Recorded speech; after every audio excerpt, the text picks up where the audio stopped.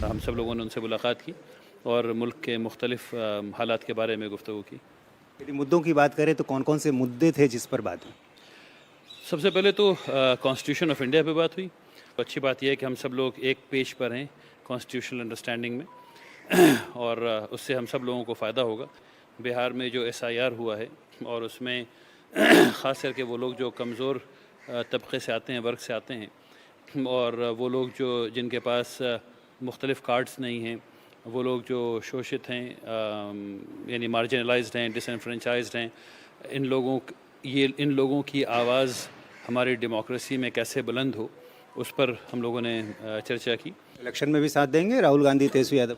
ये हम लोग नहीं करते हैं। किसी पॉलिटिकल पार्टी से बंद करके इस तरह से हम लोग नहीं काम कर सकते।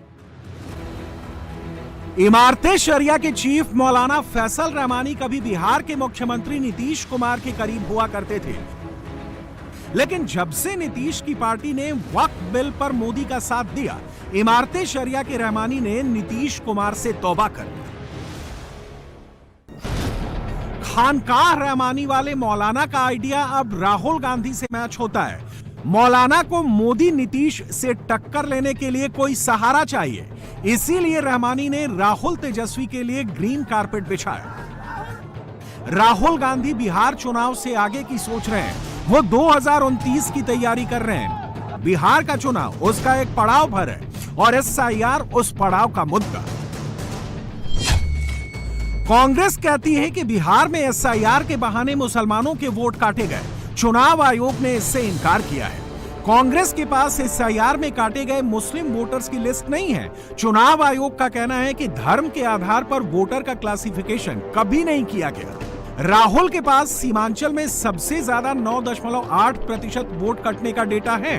चुनाव आयोग का कहना है कि नाम कागज नहीं मिलने पर काटे गए, धर्म के आधार पर नहीं। राहुल गांधी ने जिस मुंगेर में मौलाना से मुलाकात की, उस मुंगेर की सीमा सीमांचल को टच करती है। यहां से मुस्लिम बहुल इलाका शुरू हो जाता है। राहुल की यात्रा उधर ही बढ़ रही है।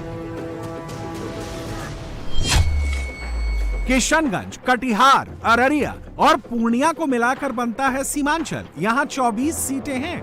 2020 के चुनाव में मुस्लिम वोट बटे तो हाहाकारी नतीजे निकले। बीजेपी 24 में से 8 सीटें जीतकर सीमांचल की सबसे बड़ी पार्टी बन गई।